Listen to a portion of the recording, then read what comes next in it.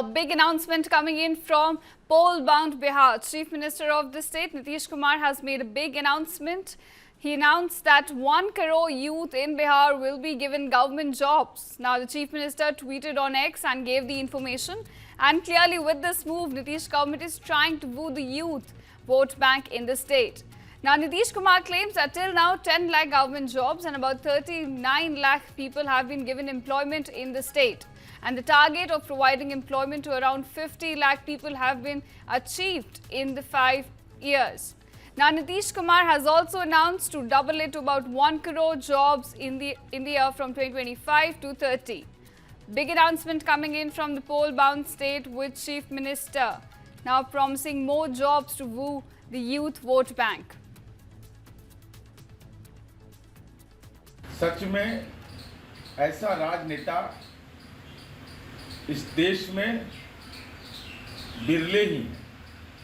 माननीय मुख्यमंत्री नीतीश कुमार जी ने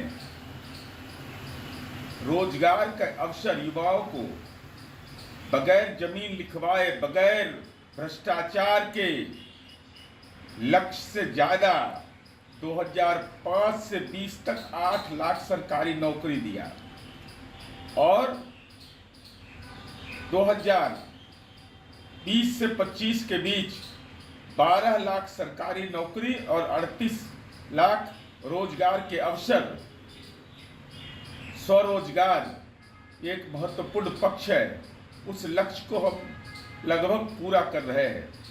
25 से 30 के लिए शानदार लक्ष्य, 1 करोड़ लोगों को रोजगार देंगे। केंद्र और राज्य में डबल इंजन की सरकार है, नौकरियों की भरमार है।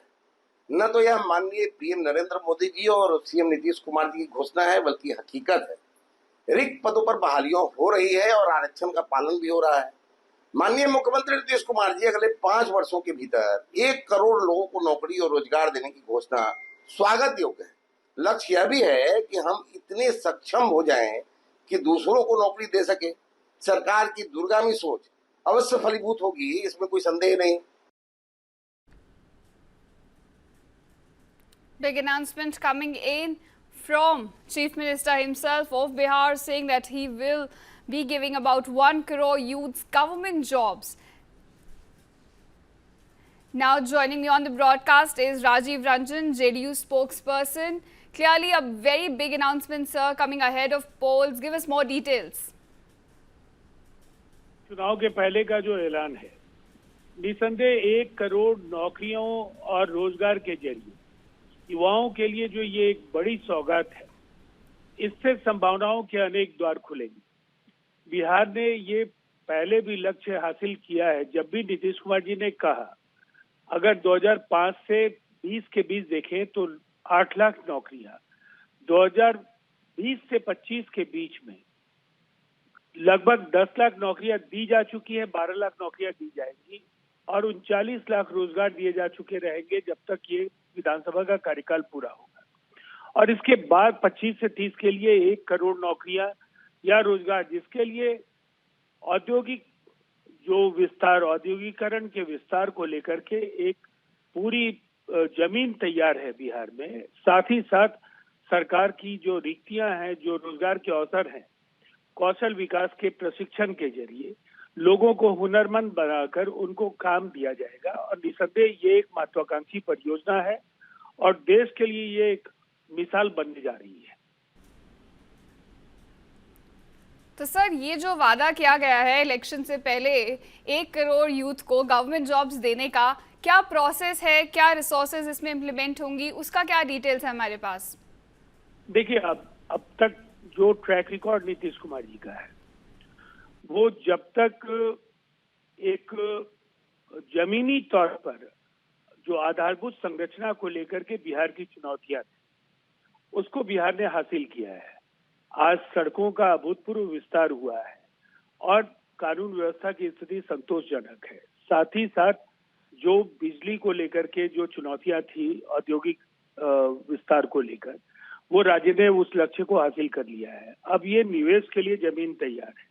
केवल सरकारी नौकरियां इसमें नहीं है, इसमें रोजगार के बेहतर अवसर हैं, साथ साथ कौशल विकास के साथ प्रशिक्षण की पूरी एक परिकल्पना है और उसके आधार पर ये लक्ष्य जरूर हम हासिल करेंगे। इसलिए कि जब भी नीतीश कुमार जी ने कुछ कहा है बिजली देने के वायदे को लेकर, शराबबंदी का वायदा या महिलाओं के सशक्तिकरण को लेकर, उन्होंने जब भी कहा पंचायती व्यवस्था में आरक्षण को लेकर, अभी तक जो भी कहा वो पूरा हुआ है और निसंदेह बिहार की जनता को भरोसा है।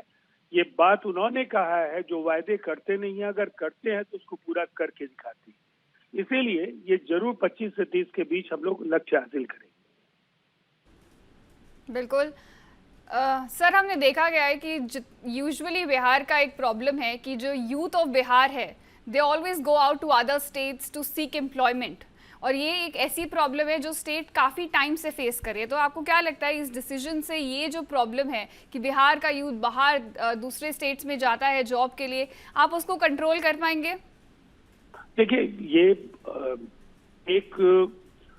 इसको इस नजरिए से देखिए कि बिहार से पलायन सदियों से, सेंचुरी से पलायन बिहार से होता रहा है, लेकिन आज जो हालात बदले हैं, रिवर्स माइग्रेशन भी बिहार देख रहा है। 23 लाख के आसपास लोग कोरोना के बाद बिहार लौटे हैं। स्किल मैपिंग के जरिए उनके हुनर को पहचाना गया और उनको काम में लगाया गया।